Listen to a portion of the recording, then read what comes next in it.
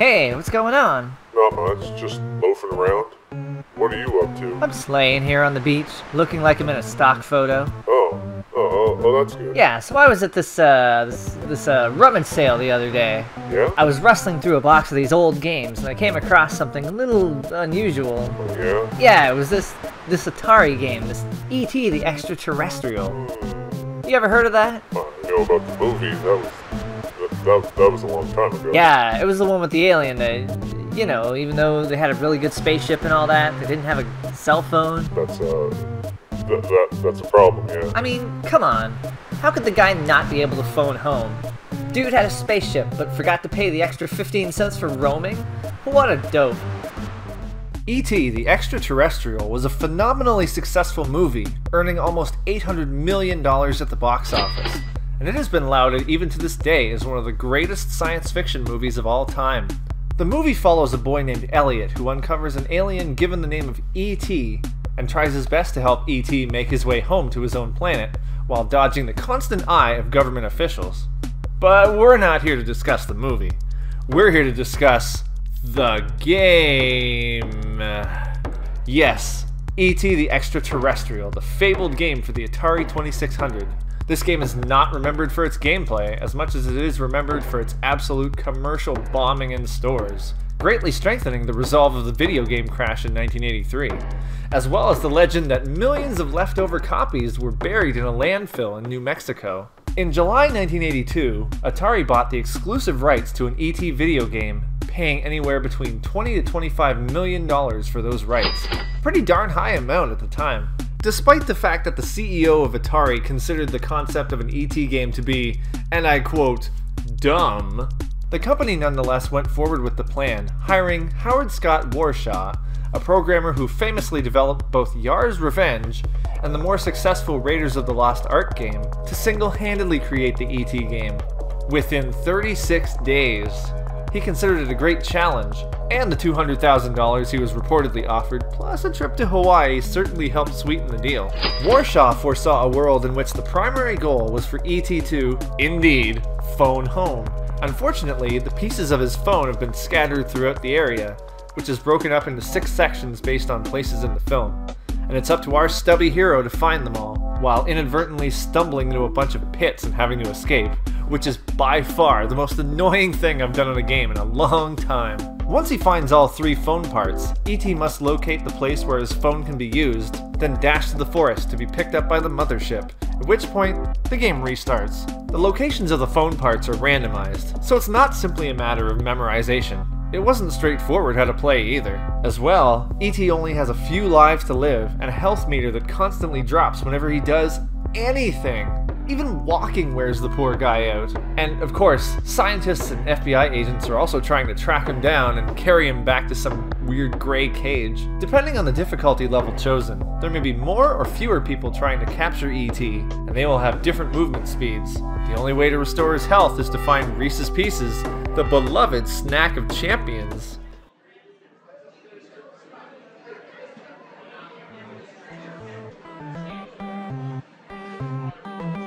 Do you like Reese's Pieces? Me? Yeah. I guess. They're alright. I was remembering, they had E.T. snacking on Reese's Pieces, and after the movie came out, people started buying more of those. Subliminal advertising.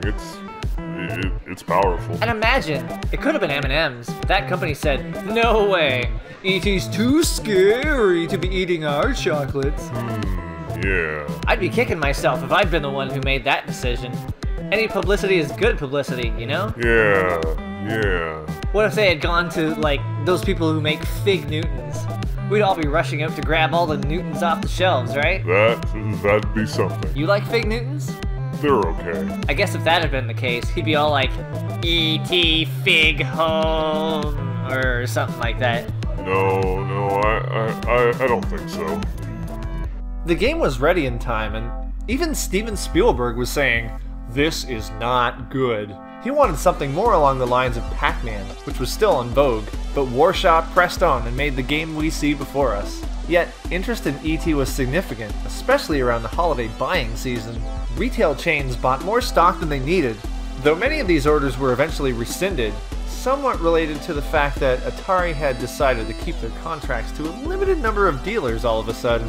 E.T. the Extraterrestrial for Atari 2600 sold around 1.5 million copies. To distributors. Although that's not bad for a new game, it was not profitable enough considering the aforementioned high licensing fee of at least $20 million, coupled with the fact that Atari had over-anticipated the total cartridges expected to be sold, producing millions more than needed, and that loads of unsold cartridges were returned for a refund. Atari lost a lot. With the bitter failure of E.T. and a decreasing hold on the industry as competition increased, Atari declared a $536 million loss the following year, essentially debilitating the company. What happened to all those cartridges? For a long time, it was believed that most of these unsold E.T. cartridges were shipped from a warehouse in El Paso, Texas, to a junkyard in Alamogordo, New Mexico, and buried in the middle of the night, to be long forgotten by gamers. And by time. It was considered nothing more than an urban legend until producers from a Canadian entertainment company requested access to the landfill for the purpose of a documentary in 2013. The following year, they dug through and indeed found buried cartridges of E.T. and other Atari castaways.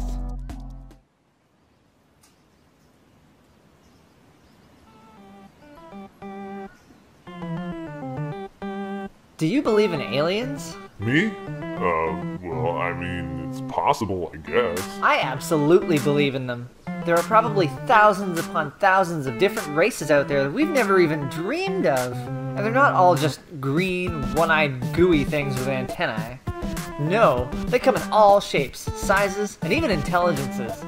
There may be planets filled with technology we couldn't possibly imagine, like toaster ovens that also put the cheese on top of your garlic bread. I wouldn't mind that, no. But there are also planets with life so bereft of brains that all they can do is multiply and die.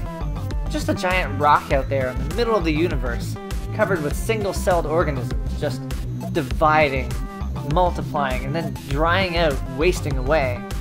What kind of life is that? Where's the meaning to a life where all you do is split and then fade into nothingness? I'm sure glad that there's at least some purpose to our lives. We do more than multiply. We are fully sentient beings. We are capable of loving, of laughing, of helping, of saving, of dreaming. Yeah, I don't think I'd want to be a one-cell organism. That's not a good way to live. Do you even have a job anymore?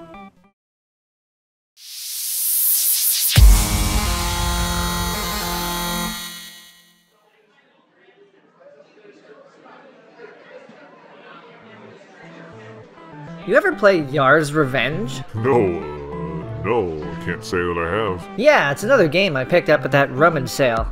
It's got bugs in it. Bugs? Yeah. You ever wonder what it would be like to be an insect? Just, you know, flying around all day, landing on stuff, having a kaleidoscope of beady little eyes, rubbing your hands together for no good reason, looking all devious. Yeah, like you're up to no good, about to land on some unsuspecting victim's neck to give it a good bite. I've never thought of doing that, nope. Oh, me neither, no. But it's something fun to think about. But yeah, I was playing Yar's Revenge last night. It seemed like a good game for a little while. I never really figured out who or what a Yar is. It sounds like something a pirate would say. Yeah. Like, Yar, matey, walk the plank, you know? Yeah, pirates do.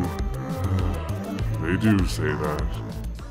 Yar's Revenge was released for the Atari 2600 in 1982. Originally a port of the arcade game Star Castle, developer Howard Scott Warshaw, yeah, that guy, the E.T. the Extraterrestrial guy, found that he could not accurately emulate the experience of Star Castle on the Atari console. Not even close. Instead, he took the ideas he had already implemented and ran with them, creating something new in the process. In Star Castle, your mission is to destroy a cannon surrounded by several layers of rotating protection. You're first expected to create holes in the shielding before directly attacking the cannon. Of course, the cannon, Being a cannon can also hurt you through the holes you made. Add to this deadly ship-seeking mines, and you have a recipe for wacky disaster. Warshaw could not reproduce this. Instead, there is a singular cannon to attack called the Quotile.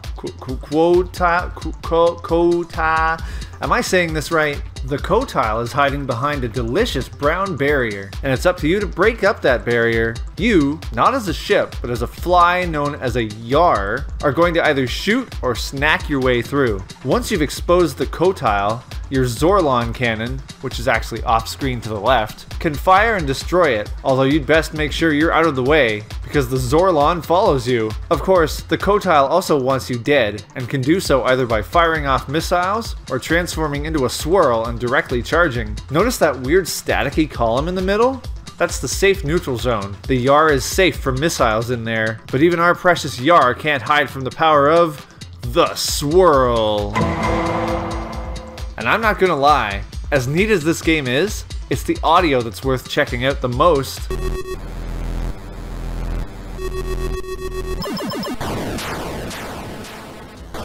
Fun little factoid, the Yar comes from planet Razak. Flip those names around and you get Ray Kassar, the CEO of Atari at the time. Despite receiving middling reviews back in 1982, Yar's Revenge has gone down as one of the most memorable Atari 2600 titles in history, seeing re-releases on the Game Boy Color, Game Boy Advance, PC, Xbox 360, and yep, even Facebook. Sure, it may be a bit repetitive after a while, but if it could hold my attention, it must be cool.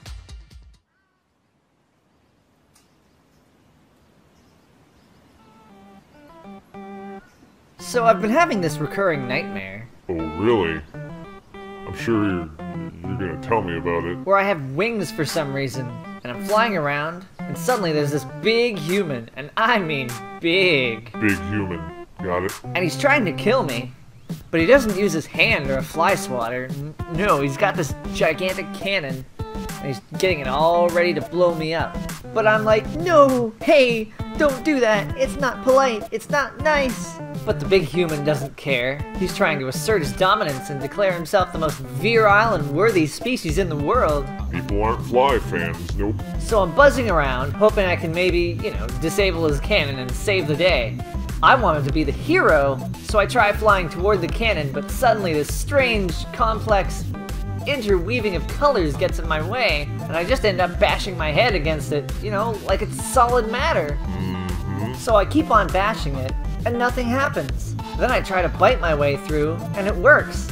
And it tastes pretty good.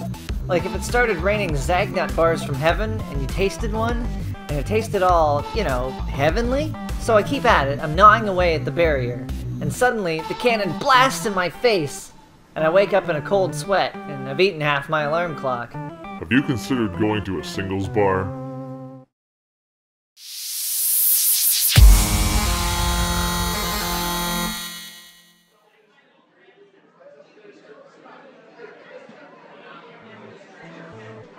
So I was in the grocery store the other day, right? Right. And I'm buying my usual stuff. Milk, eggs, Triscuits, Archie Comics Double Digest. The necessities. Yeah, but then I get to the snack aisle and I'm looking at all the different sodas and I'm thinking, how does anyone choose? There are so many different brands of cola and ginger ale and root beer and whatever those lemony ones are. It's a hard choice. I know. I'm standing there, my jaw is practically on the floor. A mop boy had to clean up my drool, and I'm just looking at those lemony ones like, how do you choose between Sprite and 7-Up? It's crazy. Then you throw in Sierra Mist and I don't know what to do with myself. Yeah. But there's only one kind of tomato juice with clam juice mixed in. Clamato, you mean? Why aren't there 12 different brands of clam tomato juice? Why am I being eternally tested in the soda aisle? But if I want clam tomato, I only have one choice? It's a mad world. Do you buy Clamato often? Oh god, never! Space Invaders. I hear it was pretty popular. It had only earned, over $2 billion in gross revenue in its first 4 years. That's nothing to scoff at, especially considering I didn't even adjust that amount for inflation. Naturally, we could come to expect there to be 1,000 clones of Space Invaders, and indeed they do exist, including, but not limited to, Alien Invaders Plus, Alien Invasion, Arcadrome, Astro Battles, Astro Attack UFO, Beam Invader, Beer Asteroids, Chicken Invaders, Cosmic Monsters, Crusaders of Space, Encounter, Galactic Battle, Galactica Batalha Especial, IPM Invader, More Invaders, Rotary Fighter, Space Armada, Space Attack, Space Commanders 2, Space Fever Color, Space Flights, Space King 2, Titan Attacks, Typing Invaders. What did I miss? And indeed, there was one other. In an age where advergaming was still in its infancy, before the days of MC Kids, Chester Cheetah, and King Peeping Tom, there was Pepsi Invaders, a game that plays pretty much exactly like Space Invaders. The main difference being, instead of your little ship shooting aliens, they shot at the letters of the word Pepsi, plus an alien at the end just to fill the space. There was also a UFO that flies by for extra points, except it's a Pepsi logo. Another major difference is the time limit, which is 3 minutes. That's not enough time to enjoy all that cola goodness, and at the top of the screen, the words Coke Wins appears before each game. Indeed, Pepsi Invaders is literally a ROM hack of the Atari version of Space Invaders. And yet, for a game centered around advertising Coca-Cola as a superior product, one that we all should yearn for with its smooth cola flavor, bubbly texture, and absolutely tantalizing around. They sure didn't actually put their game to much good. Only 125 copies were ever produced, specifically for their 1983 convention in Atlanta, at which time they were given away to potential sales clientele, alongside a free Atari 2600 console. The cartridge itself wasn't even that fancy. It had no label, and was not even available in a box. Really now, is that how you market your soda, Coke? So we, the consumers, were never given the opportunity to be brainwashed by a subpar Space Invaders hack into believing in the power of the red and white cola. What a shame! I certainly would have enjoyed popping this in for a few minutes, then tossing it out like last week's tuna melt.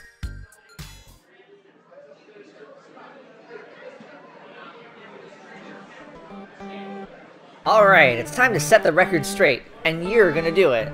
Which is better, Coke or Pepsi?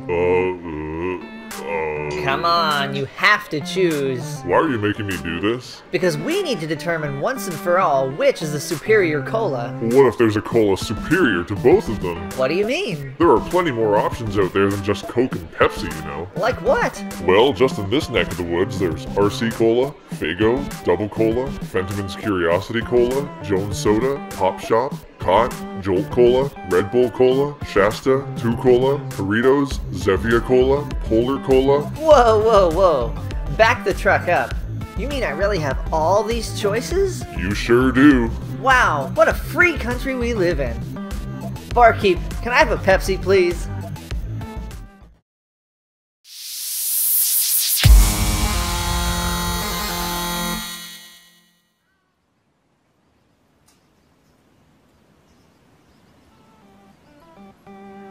Picha! Did you just call me to give me a tribal chant or something? No, I just thought I'd let you know that I've started studying the ancient art of karate. Thank goodness. I was gonna hang up. I figured, what if a mugger comes up and demands cash? I could be wiggly like Jello, or I could give him a taekwondo chop right in his face! Yeah! Right in his face, huh? Square in the mug. The mug. The mugger's mug. Mugger's mug. Exactly. I don't want to feel helpless on these mean streets at night after an evening of discoteching in Shirley Temples, you know? You'd need to defend yourself in a rhinestone jumpsuit. I heard about this one guy who left a bar in Reno on Christmas Eve and was approached by a mugger. Later that evening, he got run over by a festively dressed mule. Is that the fate I want? Absolutely not, which is why I'm learning self-defense. Well, you need to be prepared for the Mule-tide season. The Ninja Gaiden series is probably best known for its trilogy on the NES, a hardcore mix of slicing and dicing through enemies while performing some pretty wicked flips and somersaults to get around. Or you may be more familiar with the more recent trilogy on the Xbox and PlayStation consoles. But, like many classic franchises, Ninja Gaiden started as an arcade game with a much stronger focus on beat-em-up elements, rather than slicing or leaping about. In that game, you were a ninja, without a name, the NES games fill in that blank, sent to defeat the entire clan of Blade Damas, who was trying to take over at least the United States by sending out as many ruffians as possible. Being a direct descendant of the legendary seer Nostradamus, Blade Damas foresees the end of the world and wishes to make it happen. For some reason. The game itself didn't progress the genre any, but it certainly set the stage for a future successful franchise. Though the NES games were not ports but original platformers that deviated significantly from its source material, they were indeed ports of the arcade version. All the hip computers at the time received their own Ninja Gaiden ports, as did the new handheld on the block, the Atari Lynx, a few years later. This miniature port was developed by Blue Sky Software, who also produced such popular hits as Vector Man and Shadowrun on Sega Genesis. Again, you're an unnamed ninja, brave in heart and spirit, if the manual is to be believed. There is no mention of Blade Damas or any end-of-the-world prophecies. Instead, you're just cleansing the streets of the stench of evil. Also, Ninja Gaiden is the only game I can think of that features a lumberjack ninja as a boss. I've been reading reviews online about this game, and it's been receiving significant praise, even being called one of the best games in the Lynx library. So why is it that when I played it, I thought it kinda stunk? The gameplay is choppy, and the brawling is kinda clunky, making it rather difficult overall to make any progress. I believe, contrary to the opinions of many, that Ninja Gaiden plays pretty poorly. Then again, considering the game only has 4 levels, I suppose they had to make it a little rough around the edges, or it'd be too easy. At least the game looks good for its time. Although I have to wonder why he keeps walking around with his legs spread like that. Compare it to games on the monochrome Game Boy that were released the same year. Ninja Gaiden certainly has a leg up graphically. Heck, the audio's decent too. It's a shame this had to be on the Lynx though, as it was a relative commercial flop compared to the Nintendo gray brick of funds.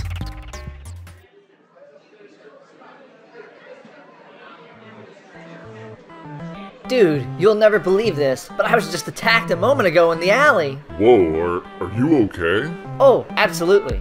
Don't forget, I'm a master of the art of karate after all. You took 2 lessons, and both times you got your neck caught in your belt. Well, that's just to throw people off into thinking I'm helpless, but in reality, I'm the stealthiest guy who ever lived. I'm what happens when you combine Bruce Lee, Jackie Chan, and a drugged up grizzly bear all in one. Raw power with speed and finesse. And a bit of fur on my chest. So what happened in the alley? This mugger, this huge guy with a dark leather jacket and a super furry chest with a tattoo that said, "For a good time, call collect," hidden in the foliage, came at me and demanded my wallet while pointing a gun to my face. Whoa, what did you do? I totally stood my ground. I said, "Back off. I know the ancient art of karate." And he was scared off? Absolutely. I mean, I'd hate to have sent him to the hospital and all that. Well, I'm proud of you. Thanks. Hey, do you mind paying tonight? I, left my wallet at home. Yeah. Oh, man. Meh.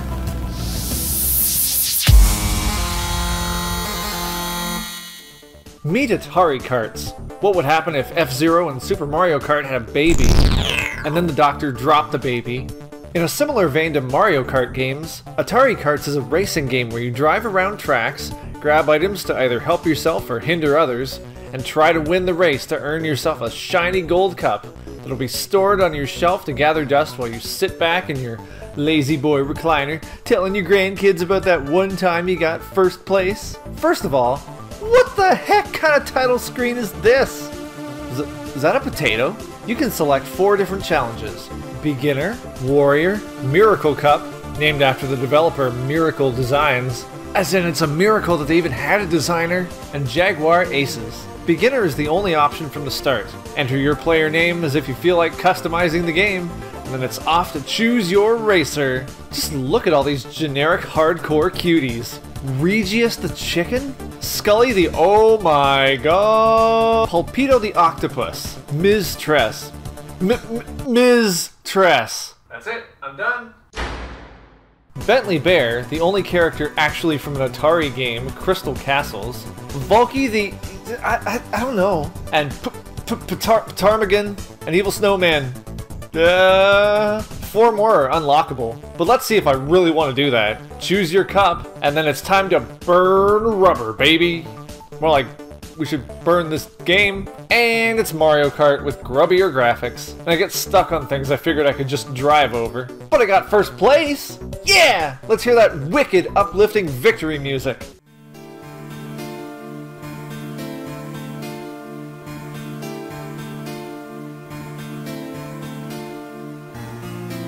I've won, and I'm now rather depressed. Seriously, this is the saddest results music I've ever heard. How can I maintain the will to progress when the game just wants me to cry in the fetal position? Despite being a game on the Atari Jaguar, that extra processing power doesn't seem to be being put to good use. The Super Nintendo could do this, and it has far fewer bits! This is just a generic racing game with no discernible qualities to separate it from the rest of the pack of racing titles. Except that the Atari Jaguar, with its limited support from the development community, didn't have much as far as kart racing went. So this was probably the best you could get if you only had a Jaguar. The graphics are average, the music is cornball electronic generic slog, and the gameplay is just so bland. Those items I mentioned earlier? They barely function. Heck, one of them actually messes up your controls briefly. Why would anyone want that? Granted, there is a bit of uniqueness to Atari Karts. In the Miracle Cup, there are races against boss characters, which you then unlock, but the gameplay doesn't exactly make itself desirable enough to want to play for a long time. Atari Kart started as merely a demo to see if Mode 7 style graphics were achievable on the Jaguar, and it should have remained a demo. Get out of here, Atari Karts, get!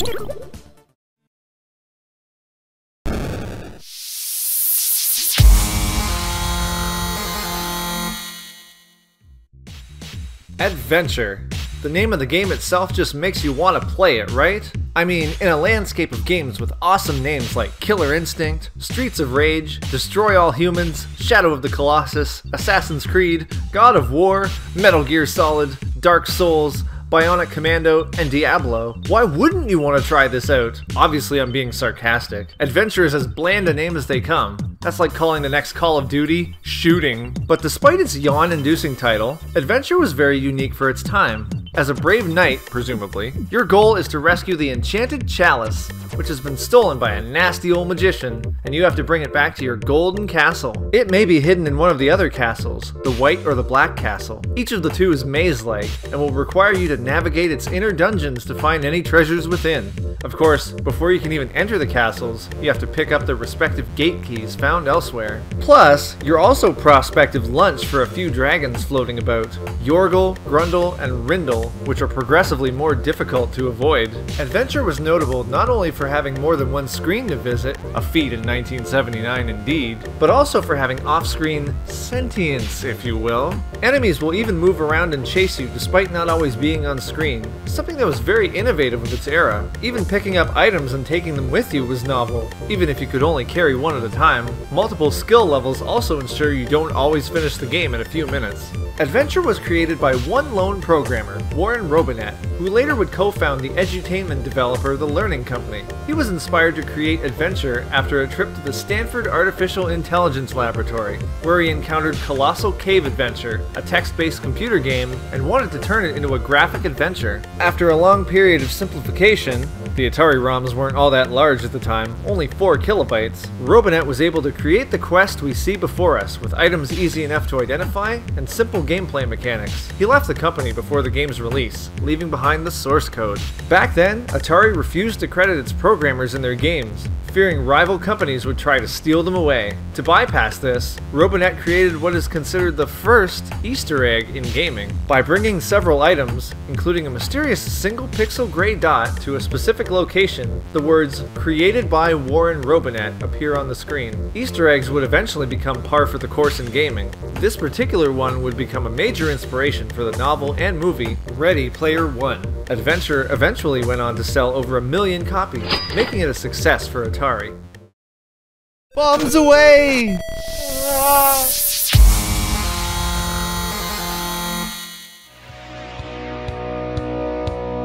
Whoa, Ikari, blam-a-lam. Whoa, Ikari, blam-a-lam. Ikari in the jungle, blam-a-lam. The grenade's gone wild, blam-a-lam.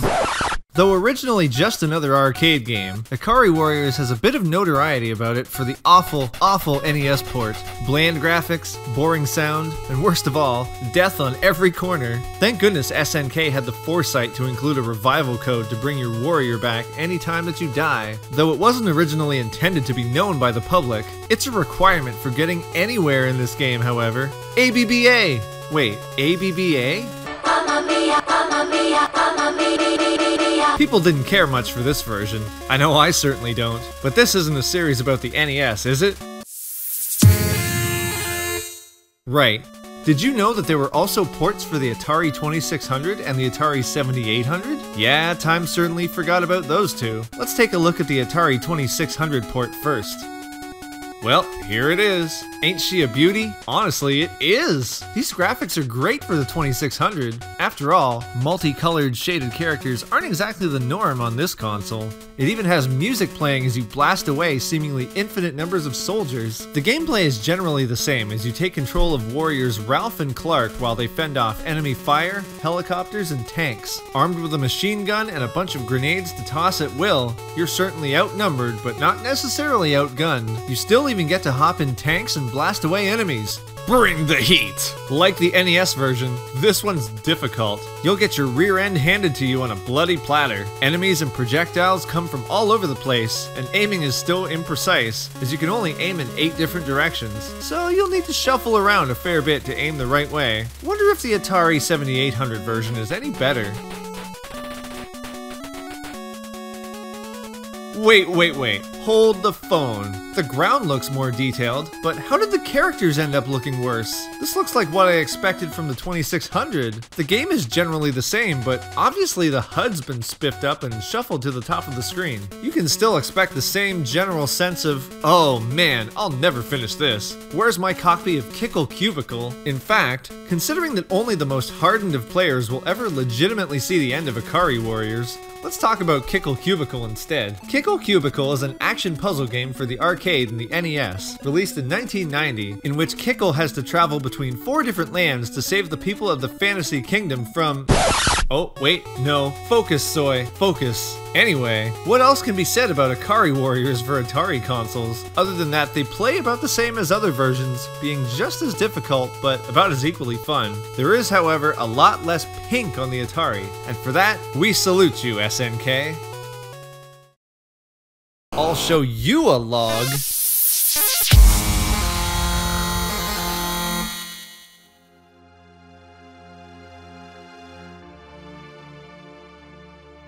We've all had pitfalls in our lives, but nothing quite like Harry. Pitfall Harry, as he's called, because he's known for dealing with pitfalls on a regular basis. This is Pitfall. Oh, sorry. Pitfall! There's an exclamation mark in the title, so it always has to be shouted. Pitfall! Was a game for the Atari 2600 designed by David Crane, the figure behind such other titles as A Boy and His Blob, The Simpsons, Bart vs. the World, and Home Improvement, Power Tool Pursuit. Come to think of it, this guy has a pretty bad record. But Pitfall resonated with people. It was based off a single drawing, starting with a stick figure in the middle of a piece of paper, with paths within a jungle then drawn around him. From this single image, Pitfall was born. As Harry, you need to collect 32 different treasures hidden within the jungle within a 20-minute period. Unfortunately, there are too many doggone traps and tribulations getting in your way. Pits, naturally, crocodiles, renegade logs, snakes, blazes, quicksand, and much more apparently want to slurp up Harry's life. Thankfully, Harry must have been an Olympic athlete in his heyday because he can run, jump, and swing on vines to avoid everything in his path. There are also tunnels under the jungle, built by who knows who, that help transport you quickly between jungle areas. The game ends when either you find everything, unlikely, your 20-minute time limit runs out, maybe, or you lose all 3 lives. Ding ding ding ding ding! Really, your ultimate goal though is a high score. Grabbing treasures ups your score, but falling in pits or touching logs decreases it.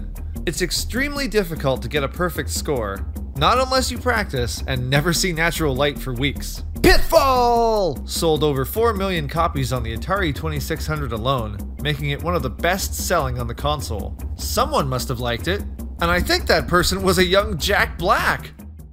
Just last night, I was lost in the jungle with Pitfall Harry, surrounded by giant scorpions and man-eating crocodiles. Pitfall! Saw ports on a variety of consoles back in its day, and there have been many sequels since, including Pitfall 2 Lost Caverns, Super Pitfall, Pitfall the Mayan Adventure, Pitfall 3D, and Pitfall the Lost Expedition. Pitfall is seen as the first major platforming game, and somewhere out there, there's still love for Harry. Pitfall!